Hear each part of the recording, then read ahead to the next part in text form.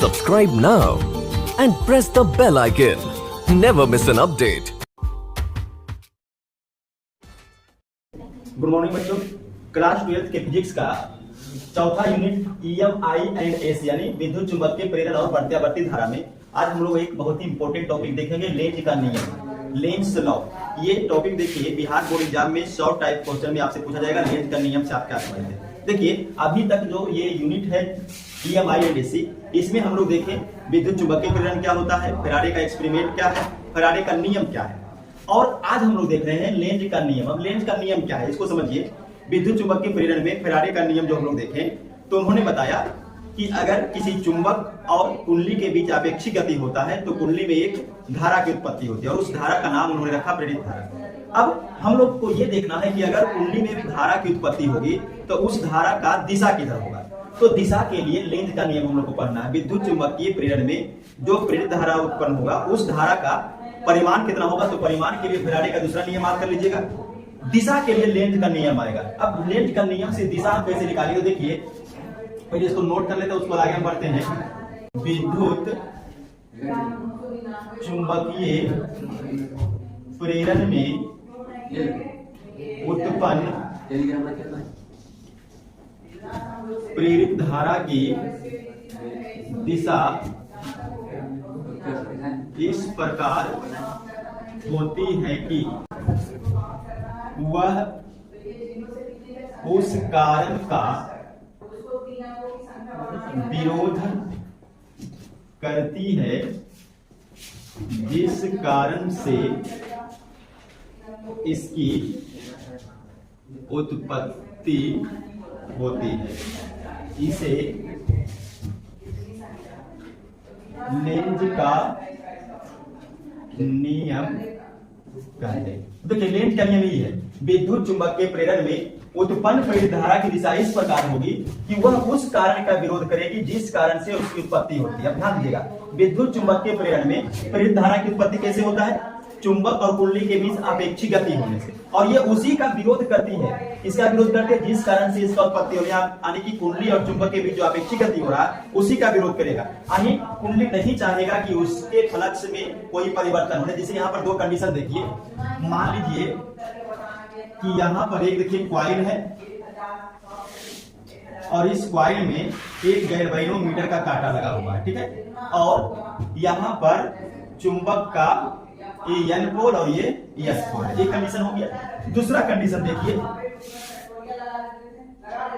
एक कुंडली, इसमें भी गैल्वेनोमीटर का एक कांटा लगा हुआ है और ये चुंबक का N पोल और S पोल, ठीक है। अब देखिए अभी तक ये जो कुंडली है इसमें कोई करंट, कोई प्रेरित धारा प्रवाहित नहीं हो रहा है और इसमें भी, लेकिन जैसे ही हम इसको नजदीक लाएंगे इसके फ्लक्स में परिवर्तन होगा और यहाँ पर गैल्वेनोमीटर का कांटा जो है वो हिलना शुरू करेगा, विक्षेपित होगा, यानी कि इसमें करंट आ जाएगा। तो जैसे ही हम इसको आगे लाना चाहते हैं, तो समझिएगा इसको, जैसे ही इसको आगे लाना चाहते हैं तो ये जो कुंडली है ये उसका विरोध करता है। किसका विरोध करता है, फ्लक्स परिवर्तन का। देखिए उत्पन्न प्रेरित धारा की दिशा इस प्रकार होती है कि वह उस कारण का विरोध करते हैं जिस कारण इसकी उत्पत्ति होगी। अभी तक इसमें कोई भी धारा नहीं है। धारा कब उत्पन्न होगा, जब हम इसको लाएंगे, और जब इसको लाएंगे तो इसमें धारा उत्पन्न होगा, वही उसका विरोध करेगा कि मतलब धारा उत्पन्न नहीं करना है। तो जब ये ऐसा आएगा, समझिएगा ये ऐसा आएगा, लेकिन ये चाह रहा है कि ये नहीं आए, तो कैसे नहीं आएगा, तो ऑटोमेटिक यहाँ पर देखिए एक N पोल उत्पन्न हो जाता है। अब देखिए N पोल और N पोल में प्रतिकर्षण होगा, प्रतिकर्षण होगा मतलब देखिए ये आना चाहेगा और ये रोकना चाहेगा कि परिवर्तन ना हो, मतलब रुक जाओ वही।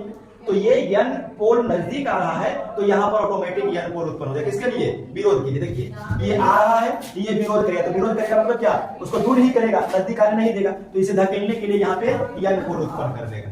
कौन सा पोल, N पोल। ये परिवर्तन का विरोध किया। अब अगर N पोल उत्पन्न यहाँ पर हो गया, ऑटोमेटिक हो जाता है विरोध करने के लिए, तो इसमें जो गैल्वेनोमीटर कांटा है मतलब धारा किधर प्रवाहित होगा, धारा इस तरफ प्रवाहित होगा या धारा इस तरफ प्रवाहित होगा, ये हम पता लगा सकते हैं इसी से। देखिए कैसे लगाएंगे। अगर ये N है तो आप एक डिजाइन बनाइए N का और N को थोड़ा सा स्टाइलिश कर दीजिए। इस प्रकार से, और यही देखिए आपका करंट का मान दे देगा। देखिए तो जब n पोल हुआ तो करंट देखिए ये नीचे और फिर ये ऊपर, तो करंट नीचे और फिर ऊपर प्रवाहित होगा। अब जब करंट ऐसा आएगा तो गैल्वेनोमीटर कांटा इस प्रकार से हिल जाएगा। तो प्रेरित धारा की दिशा जानने के लिए यही है लेंज का नियम। एक देखिए कंडीशन ये हो गया। दूसरा कंडीशन देखिए, ये चुंबक अभी कुंडली के नजदीक है। यहाँ पर मान लीजिए कि इससे 5-4 फ्लक्स टकरा रहे होंगे कुंडली से, तो फ्लक्स में कोई परिवर्तन हो नहीं रहा, रुका हुआ है, इसमें कोई भी धारा उत्पन्न नहीं होगी। लेकिन अगर हम इसको पीछे ले जाएं तो धीरे धीरे जो फ्लक्स इसमें टकरा है उसकी संख्या कम होगी, बदलेगी। 5 से 4, 4 से 3, 3 से 2, 2 से 1 से यहाँ तक ले आए और तो ले जाएंगे 0, तो फ्लक्स में परिवर्तन हो रहा। जब फ्लक्स में परिवर्तन होगा तो इसमें धारा उत्पन्न होगा। लेकिन कुंडली क्या चाहता है? उस करंट का विरोध करता है जिसका उत्पत्ति होता है। यानी ये कुंडली नहीं चाहेगा कि ये इससे दूर जाए, मतलब फ्लक्स में परिवर्तन हो, इसमें कोई धारा प्रवाहित हो, उसका विरोध करेगा। तो जैसे हम इसको दूर ले जाना चाहेंगे ये इसका विरोध करेगा मतलब इसको रोकेगा कि नहीं तुम यहीं रहो, तुम उधर नहीं जाओ।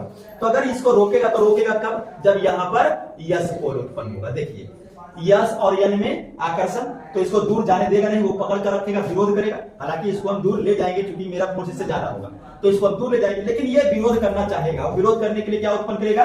यस को। और यही यस हमको डायरेक्शन देगा किसका? उत्पन्न प्रेरित धारा की। देखिए ये यस हो गया और ये करंट देखिए प्रवाहित हो रहा है। ये डिजाइन बना दीजिए यस में ही, ये देखिए तो कैसा जा रहा है? देखिए ये ऊपर और फिर ये नीचे, तो ये नीचे और ये ऊपर, डायरेक्शन देखिए उल्टा है दोनों में। तो अभी देखिए गैल्वेनोमीटर का कांटा जो है इस प्रकार से हिलेगा। तो ये दो घटना है देखिए लेंज के नियम में। अगर चुंबक का यन पोल नजदीक आएगा, विरोध करने के लिए यन पोल उत्पन्न होगा, और यन के डिजाइन से ही आपको करंट का मान निकाल लेना है। इस प्रकार से इसमें करंट प्रवाहित होगा, इस प्रकार से। और अगर यन पोल दूर जाएगा तो विरोध करने के लिए यस पोल उत्पन्न होगा, और वही यस से डिजाइन बन जाएगा किसका?